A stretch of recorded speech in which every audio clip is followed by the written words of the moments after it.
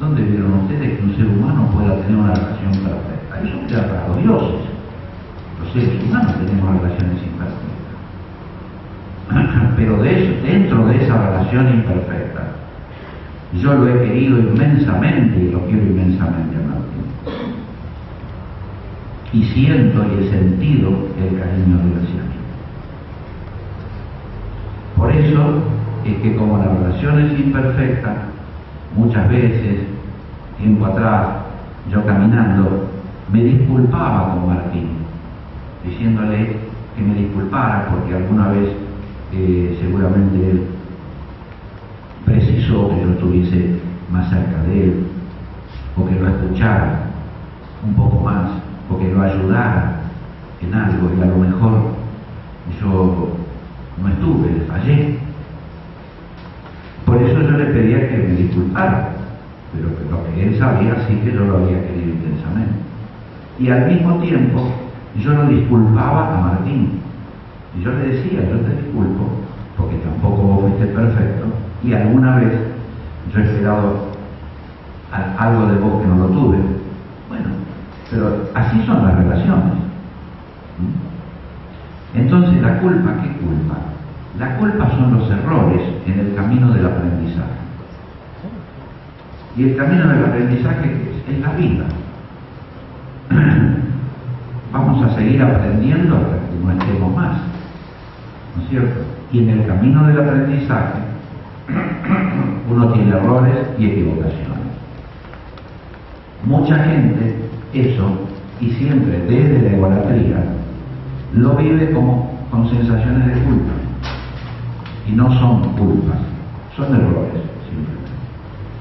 Entonces la culpa, el resentimiento, la bronca, la negación, la idealización, este inútil sentimiento de fidelidad que no está, la inútil comparación con otros duelos, son todos obstáculos. Lo que hay que detectar en un duelo, cuando hacemos talleres o reflexionamos juntos, es ver frente a qué obstáculo esa mamá o ese papá está detenido. La inútil comparación con otros duelos. Hay mamás que hubieran preferido que la muerte de su hijo hubiera sido de otra manera, como si no fuera muerte. ¿Qué sentido tiene que una mamá le diga a otra, no, pero si mi hijo lo que sufrió, si hubiera muerto como el tuyo, por lo menos, que fue una muerte súbita o paro cardíaco, no tiene sentido comparar los duelos. Sea cualquiera el camino, los chicos murieron y uno tiene que afrontar el duelo. Entonces no sirve compararlo. Otro obstáculo en el camino del duelo, el rol de víctima, victimarse permanentemente. No sé qué sentido tiene. Desde adentro a lo mejor esa mamá piensa que llorando permanentemente, arrastrando su dolor,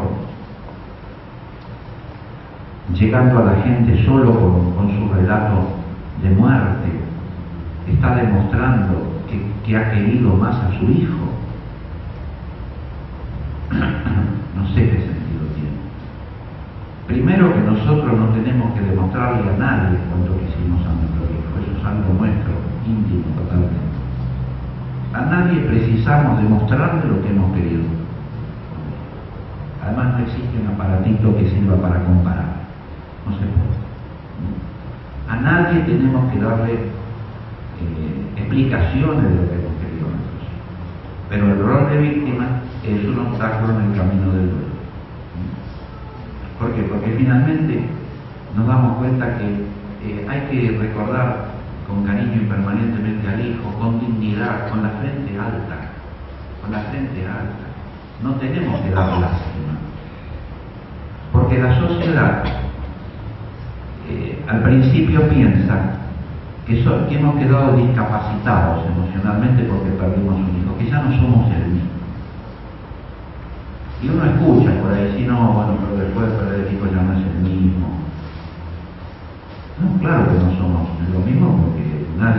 igual luego de haber perdido un hijo. Pero no somos lo mismo porque somos mejores que antes, no porque seamos más incapaces que antes. Somos mejores. Yo puedo, en mi profesión, acercarme hoy de otra manera al sufrimiento ajeno, de lo que podía acercarme a través de la experiencia de vida, porque uno aprende sufriendo.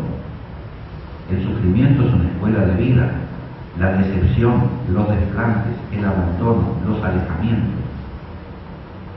Uno aprende de todo eso porque necesita dar respuestas a algo que no está funcionando bien. Nadie aprende desde la felicidad. ¿Para qué?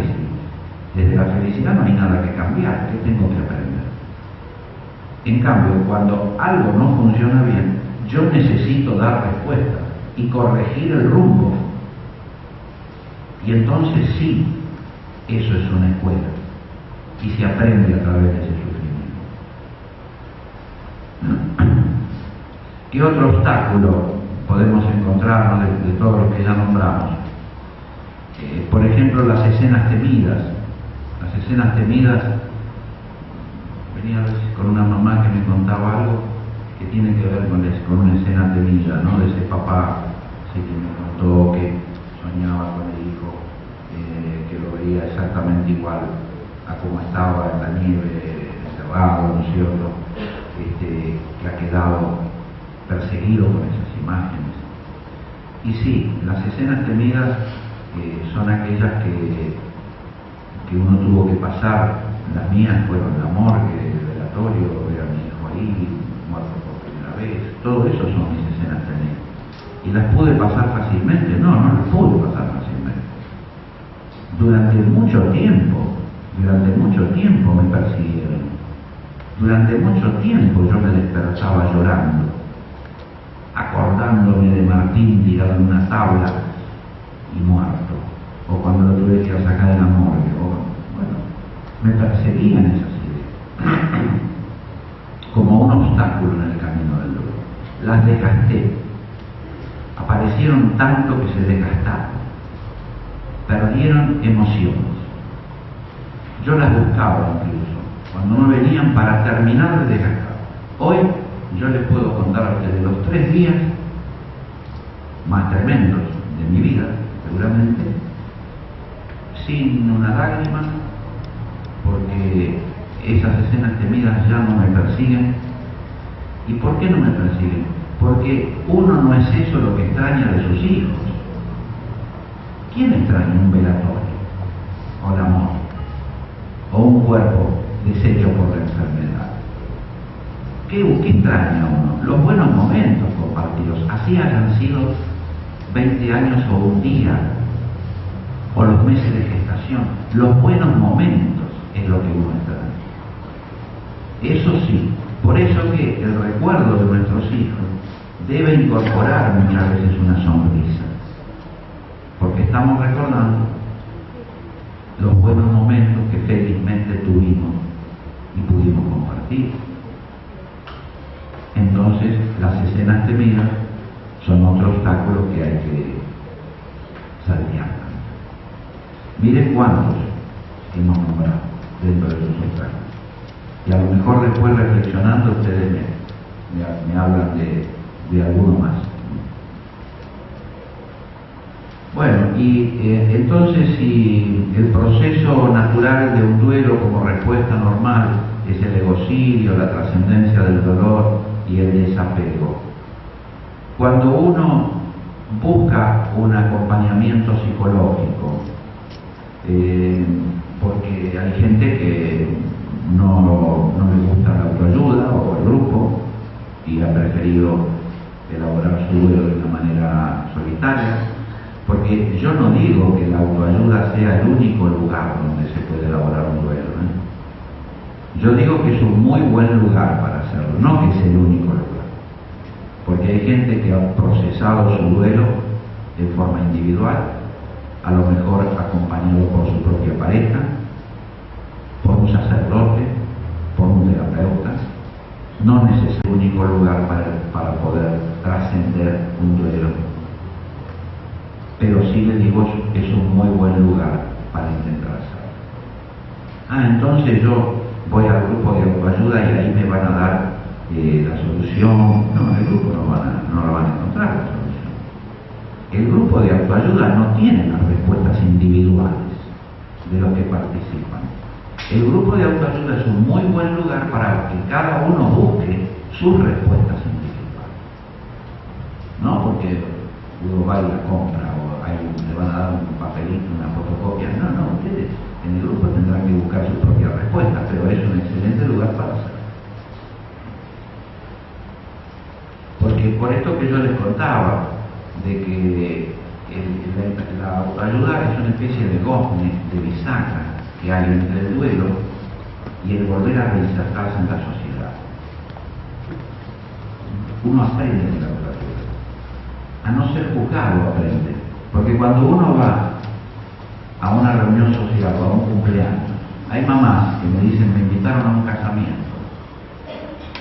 No sé si ir o no ir.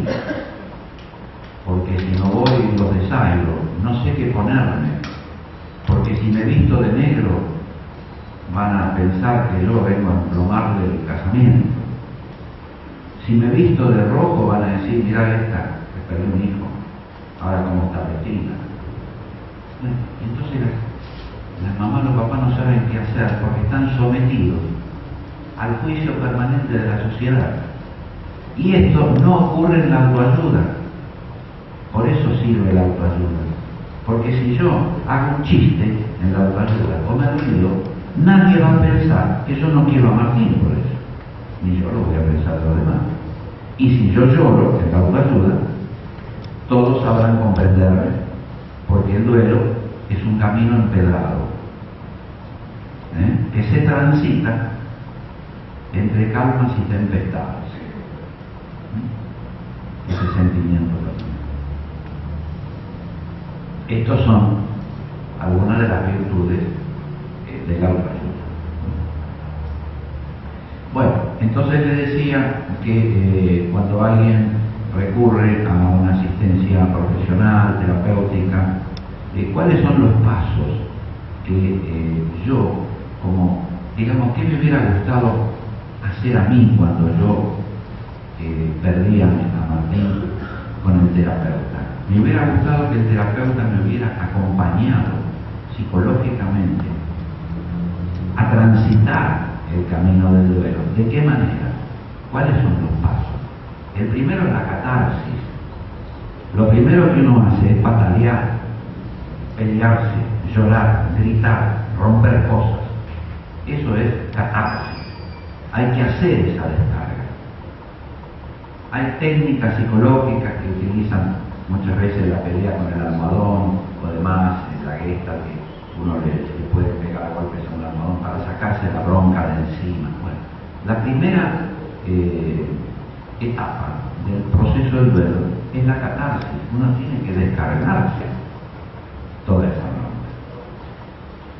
Y después de la catarsis, ¿qué viene? Bueno, ya después uno hace así, se descargó la bronca. Y entonces yo entro a mostrarle cómo era Martín, las fotos, le entro a mostrar alguna tarjetita que él me escribió, que yo le escribí o alguna cosa, y los otros padres me muestran las cosas de ellos. Entramos en una etapa testimonial.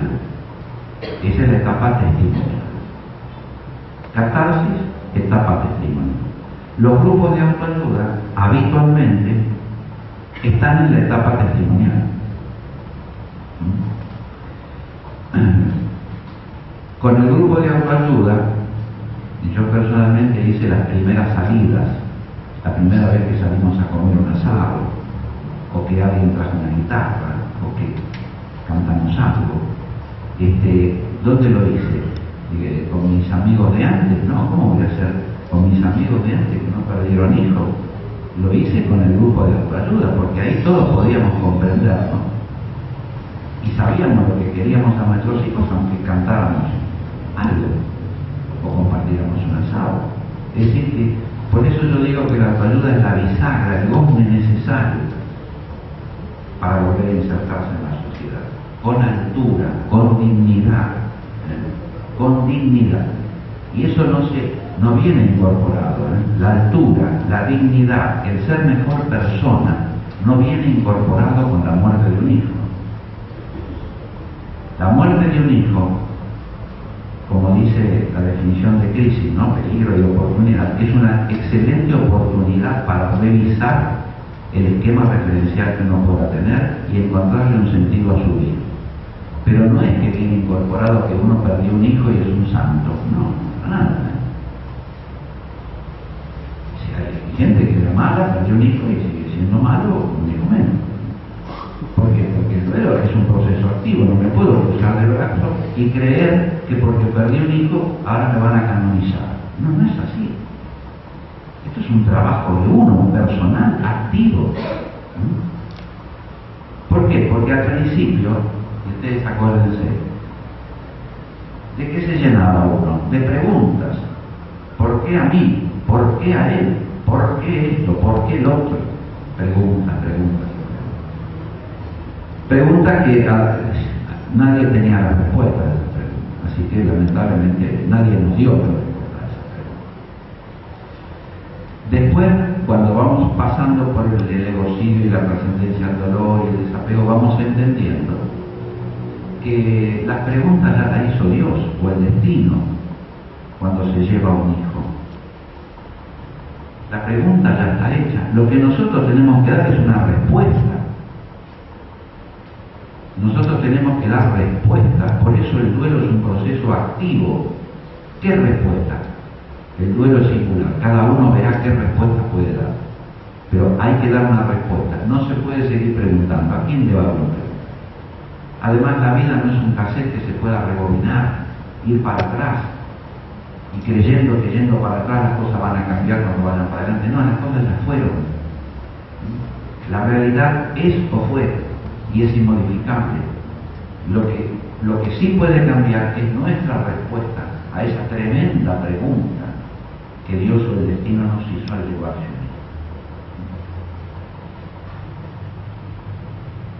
Todo esto es muy tremendo. Habrá quien piensa que fue el destino, otros que fue Dios, otros que fue el azar, no sé. Hay una definición de Ortega y Gasset de la vida que dice: la vida es una mezcla de azar, destino y determinaciones. Azar, destino y determinación. Es lo único que nosotros podemos incidir es en las determinaciones. Seguramente que si nuestras determinaciones son saludables, es probable que el azar y el destino estén un poco más de nuestra parte que si nuestras decisiones o determinaciones son enfermas o patológicas. Bueno, me quedé diciéndoles que dentro del proceso psicológico del duelo hay que aceptar la catarsis, y uno como terapeuta deberá darle a la catarsis el tiempo que sea necesario, no cronológico, el tiempo interno que esa persona necesite patalear y quejar. Después vendrá la etapa testimonial, y entonces con cierto alivio ya, no solo para quien consulta sino para el terapeuta también, porque es muy denso, sobre todo el acompañar psicológicamente a un duelo inesperado, un duelo reciente, en muy poco tiempo. Viene el testimonio y después pasamos al análisis de los obstáculos en el camino del duelo. ¿Qué tiene que hacer el terapeuta? Ayudar a esa persona a detectar cuál es el obstáculo en el que esa persona se ha quedado detenido. Y después hay técnicas como para ayudarlo a poder trascender esa dificultad, etc. ¿No? Y siempre el duelo es el proceso emocional normal. No siempre. El ser humano tiene todos los atributos psicológicos y emocionales necesarios como para poder trascender un duelo. Pero esto no quiere decir que no nos encontremos con duelos que no son. Porque todos estos obstáculos, frente a uno de esos obstáculos, ese duelo no es normal. Ese es un duelo complicado y habrá que ayudarlo para que pueda trascender ese obstáculo. Así que hay duelos normales y duelos complicados, sí. Y además hay duelos patológicos. ¿Y cuáles son los duelos patológicos? Son los duelos que se instalan en una personalidad con una psicopatología previa.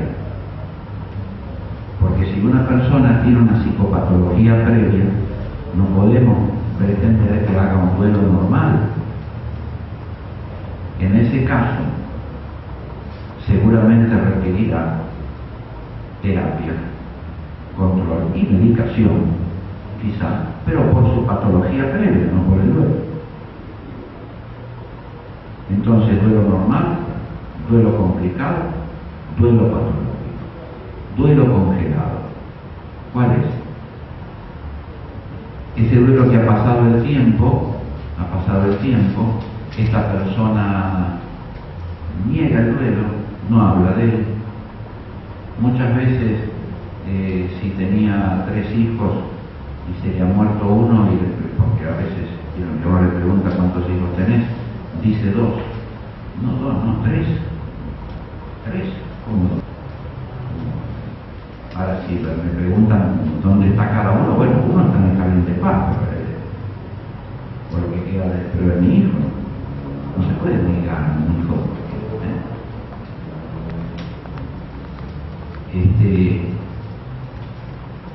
Hay cosas que llaman la atención, pero hace poco hubo elecciones, vieron ustedes que tuvimos que votar, y bueno, yo no fui porque estaba en el exterior, pero me cuenta mi mujer que en el padrón electoral, al lado mío está Martín. Todavía no, la burocracia no ha tenido tiempo en 15 años de limpiar el padrón. Bueno,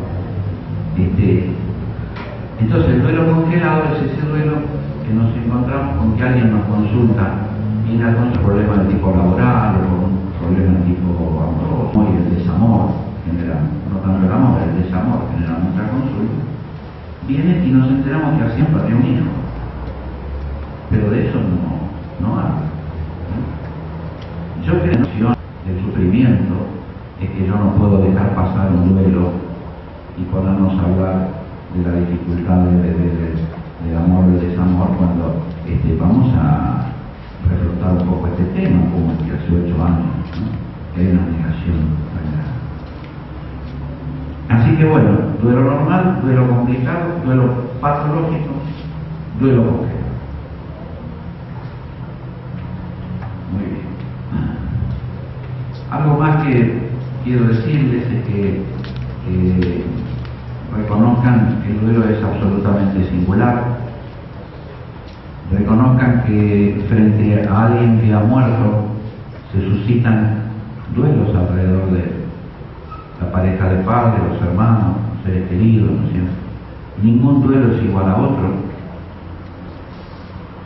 Recuerden, y esto está escrito claramente cuando yo hablo de la incidencia de la pérdida de hijos en la relación de pareja, y después también hay un capítulo sobre la incidencia de la pérdida de hijos en la relación de pareja donde uno de los dos no es el progenitor biológico. Esto genera también otra cosa. Pero en la pareja es imprescindible el respeto por el duelo del otro. Lo que no debe pasar es que alguien pretenda obligar a su pareja a hacer el duelo que él o ella considera que deben hacer. Puede ser que alguien necesite ir a llevar flores al cementerio, pero no puede obligar a su pareja a que vaya al cementerio a llevar flores si su pareja no siente la necesidad de hacerlo. No puede criticar a su pareja porque su pareja dijo un chiste. Entonces parece que te olvidaste del fulanito, que no lo querés. Nosotros los seres humanos, hay algunas cuestan mucho, ¿no? Por ejemplo, cuesta mucho la autocrítica. Lo habitual en el ser humano es la facilidad para proyectar las dificultades en el otro, ¿no? Yo no tengo nada que ver. Lo que pasa es que vos, ahí empieza el conflicto, y eso se ve mucho a nivel de pareja incluso, ¿no? Porque las conductas, hay dos tipos de conductas. Una son conductas generadoras, ¿no? Y la otra son conductas reactivas. La generadora es la que genera la situación, la otra es reactiva a lo que uno generó. Bueno, la gente habitualmente cree que sus conductas son siempre reactivas, que la conducta generadora es del marido, es de la mujer, no es de ella. Como que no se hacen cargo de que muchas veces sus conductas son generadoras de situaciones, no siempre son reactivas. Entonces, respetar mucho el duelo dentro de la pareja, la libertad que tiene el otro de hacer su propio duelo,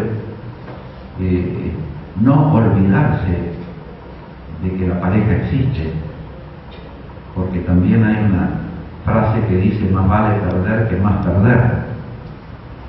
Ya hemos perdido bastante, mucho, muchísimo. Entonces acordémonos de esa frase: más vale perder que más perder, no sigamos perdiendo. ¿Y qué más se puede perder? Se pueden perder los vínculos afectivos que uno desatiende.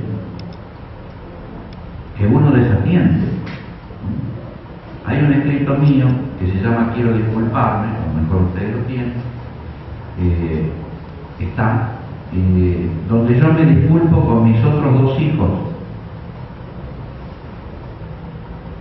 ¿Por qué me disculpo? Por la desatención que yo he tenido hacia ellos. Porque yo era un padre lloroso y a mí me interesaba del mundo todo aquello que pudiera conectarse con Martín, no otra cosa no me interesaba. Y mis otros hijos, que también tenían su duelo, porque habían perdido un hermano, se encontraron con un padre incontinente, un padre lloroso. Entonces, bueno, ojo con eso. Acuérdense que los chicos que murieron eran fantásticos, pero no eran ideales. Porque la muerte no canoniza, y porque si ustedes, en función del hijo muerto, resulta que el hijo muerto era el ideal y los que quedan no,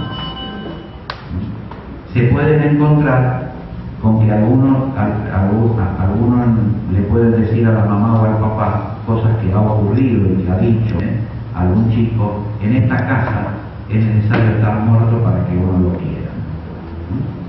Entonces, bueno, acuérdense de la frase: más vale perder que más perder. Está bien que en ese momento es una demolición, yo estoy en el infierno, se derrumbó el mundo, no me sirve nada alrededor mío, ni mis amigos, ni mi pareja, ni mis otros hijos, nada me sirve. Pero de alguna manera yo después tendré que empezar a ponerme en pie y volver a ver a mi pareja y a mis hijos. Y me voy a acordar de eso: más vale perder que más perder. Entonces yo he escrito eso: quiero disculparme, porque realmente siento que no los he tenido en cuenta en ese momento. Ni siquiera he tenido en cuenta su duelo, que era distinto al mío, porque ellos perdieron un hermano y yo perdí un hijo. Con respecto a eso hay otro escrito que se llama La diferencia, y es una charla que yo tuve con mi hijo Carlos, el mayor, que tiene actualmente 38 años, y que charlando los dos se estableció una diferencia, porque yo le pregunté si te pedían un deseo o qué pedirías o algo así. Surgió esa pregunta y yo dije que vuelva a Martín. Y le digo: ¿y vos? Me dice: no, yo no. Yo pediría que me dejen hablar con él, porque si él está mejor donde está ahora que donde estaba con nosotros, no me pediría que vuelva.